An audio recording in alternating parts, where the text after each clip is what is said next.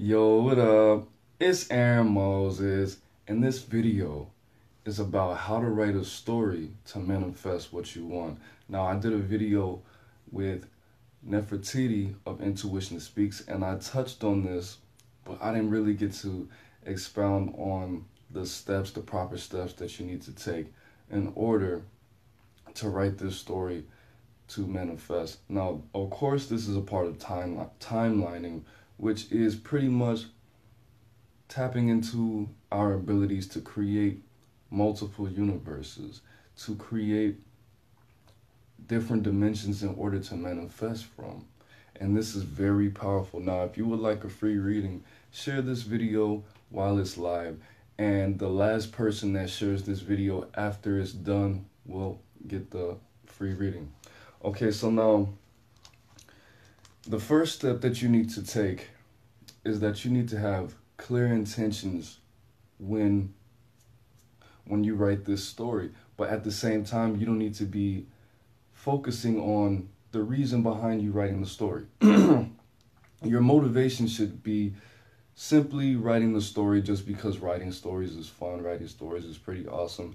It's pretty cool to do, but this does not need to be, thank you, Shimby.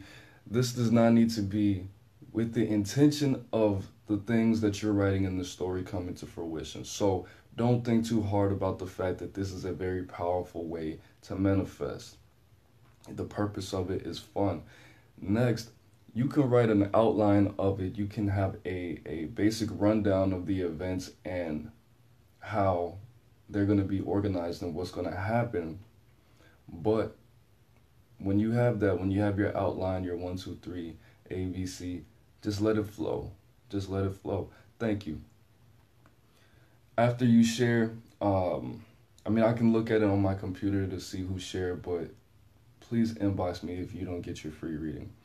Okay, so let it flow. Write an outline of the events very briefly, because your soul is gonna let you know what needs to be going on in this story and how it's gonna happen. And of course, if you have it down, it's gonna block you from writing the story and having it how it's supposed to be.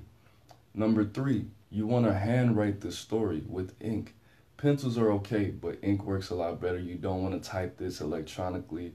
You don't want to type this in your phone or on your laptop, although, that can work as well. Number 4, make yourself the main character. And I'm going to give you a couple tips on on that. But it's more so you having that same energy, or the energy that you want to have. If you're not a very confident person, have the character identify with you so much, have it so similar to you that the things that happen in the story are going to happen to you in real life. Now, with that being said, they don't have to be the same race as you, ethnicity, nationality. They don't have to live in the same country as you. They don't even have to be the same gender as you. But you're supposed to write this person and have it in your mind that this is where you want to be. If you're not confident, have this person be very confident, be very bold. So how you want to see yourself, sense the energy of this person when you write, how they speak. Don't use your own name and don't use your own nickname, because that's going to create more blocks. How's everybody doing today? Now, like I said, they can be from anywhere, and they can be either gender. But using your own cities, using your own states, or where you want to live will make this work a lot better. Now, I heard that when people write scripts and when people write stories, movies, they choose the zodiac signs. Every character that's ever been created, not every character, obviously, but these characters have zodiac signs. They might not have moon signs, but they definitely have sun signs. So take that into account. If you're a Libra, write the story with the intentions of this person being a Libra. If you're an Aries, write the person with the intention that the person is an Aries. So number 5, you can also write this story for someone you want to meet. If you want to meet your soulmate or your twin flame or anything like that, or if you want to meet a business partner, a best friend, you can use this story to attract that person, what they've gone through and how they're going to experience you. Now, of course, in these stories, I like to use 3 to 4 characters, one for each of the elements. Usually I'm the fire or the air. So if you're going to write a story with the multiple supporting characters around the main character, you should definitely have them personify the elements, whether you want to use 3 other people or 4 other people.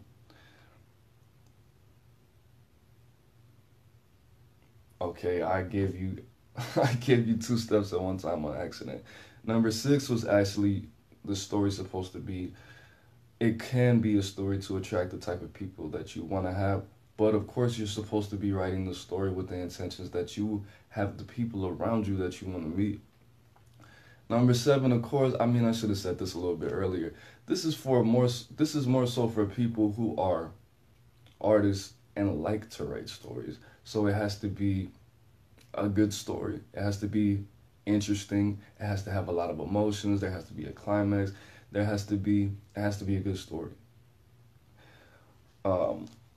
If this isn't your strength, anybody can write a good story. We've all been doing this since we were kids, so it should be pretty easy to write a good story for a lot of people. It's not, even if it's not, you can study how to write a good story. It's not like it's a song where it has to rhyme and have all these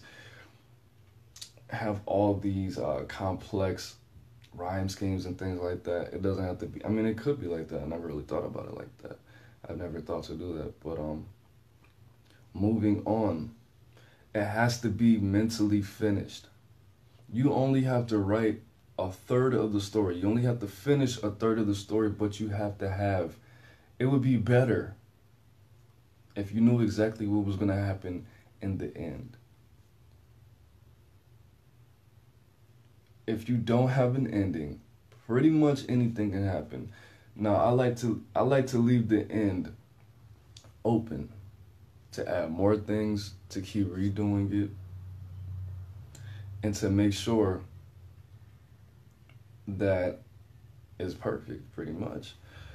Number 9, you have to be very careful what you write. Don't write about the main character dying, of course, getting some kind of disease and then being cured of it, or getting in too many accidents. That's just not good for you.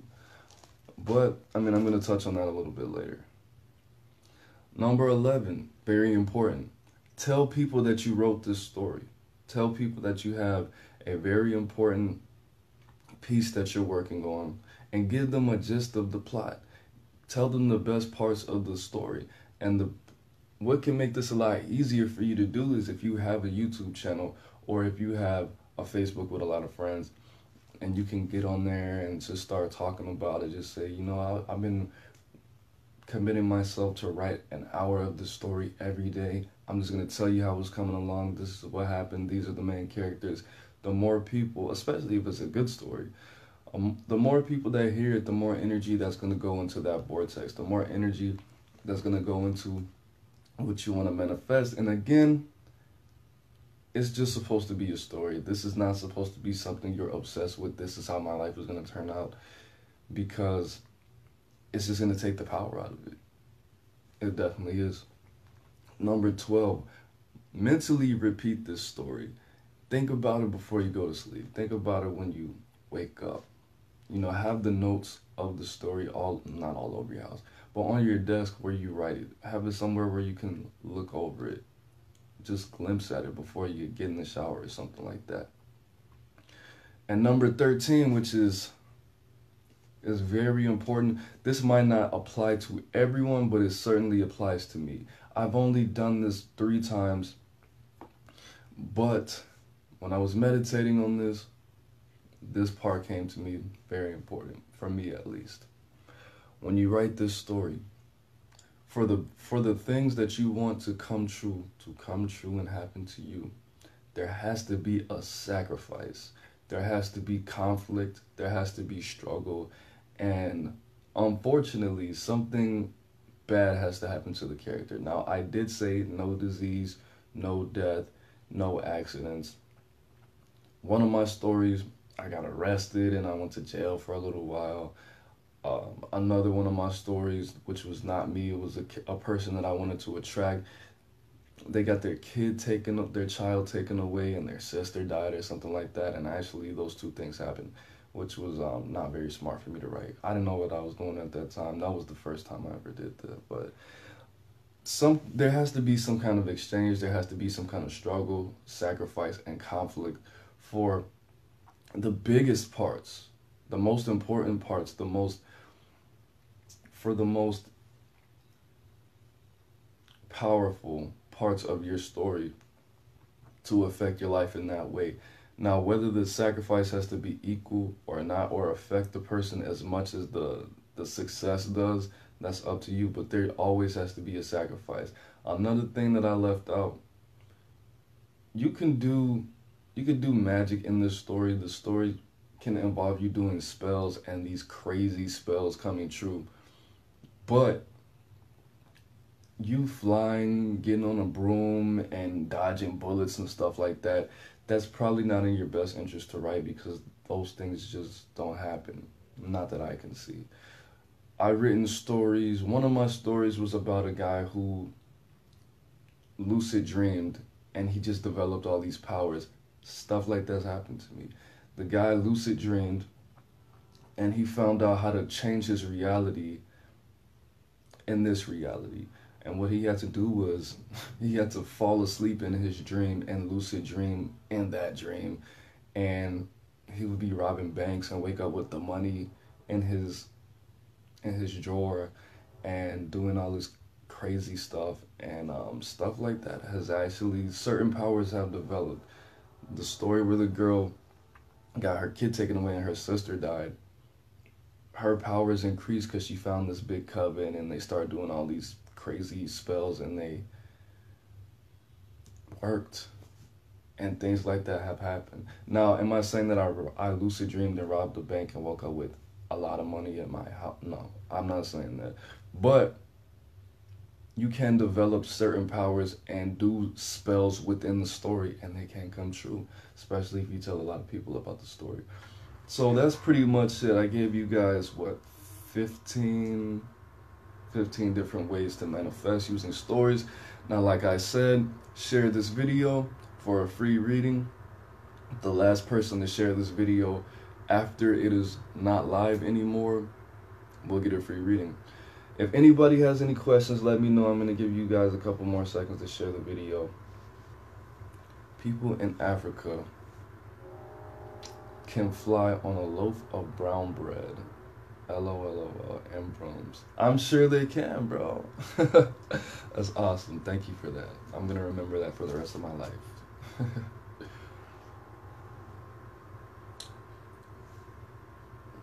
Okay, so how many people shared? We have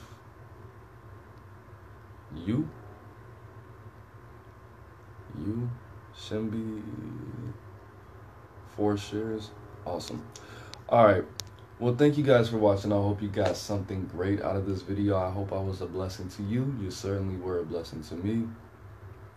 I'm AaroniMoses. How to write a story to manifest. Life is in the breath. Breathe it in.